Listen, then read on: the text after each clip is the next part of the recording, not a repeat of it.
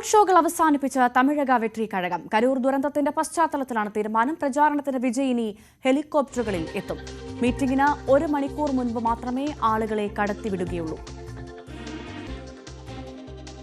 ഹരികൃഷ്ണൻ ചേർന്ന വിവരങ്ങളുമായി. ഹരി, വലിയൊരു തീരുമാനത്തിലേക്ക് എത്തിയിരിക്കുകയാണ്. വലിയൊരു ദുരന്തത്തിന് പിന്നാലെ എന്ന് വളരെ വ്യക്തമായി പറയേണ്ട സാഹചര്യം. എന്തൊക്കെയാണ് ഇപ്പോൾ തമിഴക വെട്രി കഴകത്തിന്റെ പുതിയ തീരുമാനങ്ങൾ, നീക്കങ്ങൾ?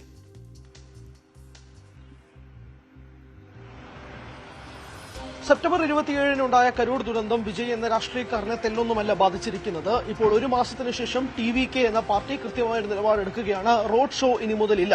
തമിഴക വെട്രി കഴകം ഇനി മുതൽ റോഡ് ഷോ നടത്തുന്നില്ല. വിജയുടെ നേതൃത്വത്തിൽ ഇനി റോഡ് ഷോ ഇല്ല. പകരം ഹെലികോപ്റ്ററുകൾ വാങ്ങാനുള്ള തയ്യാറെടുപ്പിലാണ് വിജയ്. ബംഗളൂരു ആസ്ഥാനമായുള്ള കമ്പനിയിൽ നിന്നും 4 ഹെലികോപ്റ്ററാണ് ആദ്യഘട്ടത്തിൽ വാങ്ങുക. ഈ 4 ഹെലികോപ്റ്ററുകളിൽ വാങ്ങി അതിലായിരിക്കും വിജയ് ഇനി പ്രചരണ പരിപാടികൾ നടത്തുക. 2-3 കാര്യങ്ങൾ ഇതുമായി ബന്ധപ്പെട്ടുണ്ട്. ഒന്ന്, ചെന്നൈ നഗരത്തിൽ ഇതുമായി ബന്ധപ്പെട്ട് ഇനി സമ്മേളനങ്ങൾ നടക്കില്ല. TVKയുടെ സമ്മേളനങ്ങളൊന്നും തന്നെ ഇനി ചെന്നൈ നഗരത്തിൽ നടക്കില്ല എന്നുള്ളതാണ് ആദ്യത്തെ കാര്യം. രണ്ടാമത്തെ കാര്യം മുന്നോട്ട് വെക്കുന്നത്, വിജയെ സംബന്ധിച്ചിടത്തോളം ഇനി രാഷ്ട്രീയത്തിലേക്ക് 2026 തമിഴ്നാട് രാഷ്ട്രീയം തന്നെയാണ് വിജയ് ഉറ്റുനോക്കുന്നത്. അതുകൊണ്ട് തന്നെ ഇനി ഒരു അടി തെറ്റാൻ സാധ്യത ഒരിക്കലും പറ്റില്ല. വിജയ്ക്ക് ഇനിയൊന്ന് അടി തെറ്റിയാൽ വിജയ് പിഴയ്ക്കുമെന്ന് കൃത്യമായി അറിയാവുന്നതുകൊണ്ട് അതിസൂക്ഷ്മമായി സുരക്ഷാ രീതിയിൽ തന്നെയാണ് വിജയുടെ സമ്മേളനങ്ങൾ ഇനി നടക്കാൻ പോകുന്നത്. അതിൽ ഏറ്റവും പ്രധാനപ്പെട്ട ഒന്ന്, ജനങ്ങളെ ഇനി സമ്മേളനത്തിലേക്ക് കയറ്റിവിടുന്നത് 1 മണിക്കൂറിന് ഉള്ളിലായിരിക്കും. അല്ലാതെ അതിനു മുമ്പ് തന്നെ മണിക്കൂറുകളോളം ജനങ്ങളെ കാത്തു നിൽക്കുന്ന പരിപാടി ഇനിയില്ല.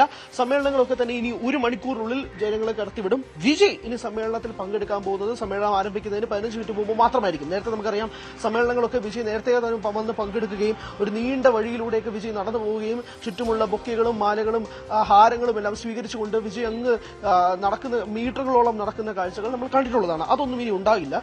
കൃത്യമായി വിജയ് ഒരു 10 മിനിറ്റ് മുമ്പ് സമ്മേളനത്തിലെത്തും. ആ സമ്മേളനത്തിൽ പങ്കെടുക്കും, പ്രസംഗിക്കും, തിരിച്ചുപോകും. ഇത് തന്നെയാണ് മാർഗം. പക്ഷേ ഈ 2 കാര്യങ്ങളുണ്ട്. ഒന്ന്, ഹെലികോപ്റ്റർ മാർഗത്തിലേക്ക് ഈ കാര്യങ്ങൾ മാറ്റുമ്പോഴേക്കും 2 കാര്യത്തിലാണ് പാർട്ടി പ്രവർത്തകർ മുന്നോട്ട് വെക്കുന്നത്. അവർ പറയുന്ന ഒരു ആശങ്ക എന്ന് പറയുന്നത്, ഹെലികോപ്റ്ററിലൊക്കെ വന്നിറങ്ങുമ്പോഴേക്കും ജനങ്ങളിൽ നിന്നുള്ള ഒരു ദൂരം കൂടുകയാണോ എന്നൊരു സാധ്യതയുണ്ട്. നമുക്കറിയാം, ജയലളിതയുടെ രാഷ്ട്രീയ പര്യടനമൊക്കെ നടത്തിയത് ഹെലികോപ്റ്ററുകളിൽ നിന്നാണ്. ആ ഒരു മാതൃക തന്നെയാണ് വിജയ് ഇവിടെ പിന്തുടരാനുള്ള സാധ്യതയും ഉള്ളത്. എന്തായാലും അങ്ങനൊരു മാറ്റമൊക്കെ ഒരു വിഭാഗം പാർട്ടി പ്രവർത്തകർ പറയുന്നുണ്ട്. പക്ഷെ എന്നാൽ പോലും ഇതല്ലാതെ മറ്റു മാർഗമില്ല എന്ന് മനസ്സിലാക്കിക്കൊണ്ടായിരിക്കണം തമിഴക വെട്രി കഴകം ഇങ്ങനൊരു തീരുമാനത്തിലേക്ക് എത്തുന്നത്. കാരണം സമ്മേളനങ്ങൾ അവർക്ക് ഒഴിവാക്കാൻ സാധിക്കില്ല. സമ്മേളനങ്ങൾ നടത്തുകയും വേണം. എന്നാൽ റോഡ് ഷോ നടത്താനും കഴിയില്ല. കാരണം കരൂർ ദുരന്തത്തിന് പശ്ചാത്തലമുണ്ട്. ഈ ഒരു മാർഗത്തിൽ നിന്നുകൊണ്ടാണ് ഹെലികോപ്റ്റർ മാർഗം എന്ന രീതിയിലേക്ക് മാറുന്നത്. മാത്രമല്ല, അതീവ സുരക്ഷാ ക്രമീകരണങ്ങളോടുകൂടി മാത്രമേ ഇനി സമ്മേളനങ്ങൾ നടത്തുകയുള്ളൂ. അത് കൃത്യമായ മാനദണ്ഡങ്ങൾ അനുസരിച്ചുകൊണ്ട് മാത്രം. ചെന്നൈ നഗരത്തിൽ ഇനി എന്തായാലും സമ്മേളനം നടക്കില്ല എന്ന കാര്യത്തിൽ വ്യക്തമായി കഴിഞ്ഞിരിക്കുന്നു. അത്രയും വലിയ തിക്കും തിരക്കിനുമിടയിൽ വിജയ് എന്ന നടൻ ഇനി അങ്ങനെ ഒരു റോഡ് ഷോ പോലെയോ അല്ലെങ്കിൽ ജനങ്ങളുടെ മുന്നിലേക്ക് ഇനി വരുന്ന പരിപാടി എന്തായാലും ഇല്ല. അതുകൊണ്ട് ഈ സമ്മേളനം എങ്ങനെയാണ്, ഇപ്പൊ എവിടെയാണോ സമ്മേളനം നടക്കുന്നത് അവിടെ ഒരു ഹെലിപാഡ് സ്ഥാപിക്കും. ആ ഹെലിപാഡിലായിരിക്കും ഹെലികോപ്റ്റർ വന്നിറങ്ങുക. അവിടെ നിന്നായിരിക്കും വിജയ് സമ്മേളനത്തിന് ആരംഭിക്കുന്നതിന് കൃത്യം 15 മിനിറ്റ് മുമ്പ്. അതാണ് ഏറ്റവും പ്രധാനപ്പെട്ട കാര്യം.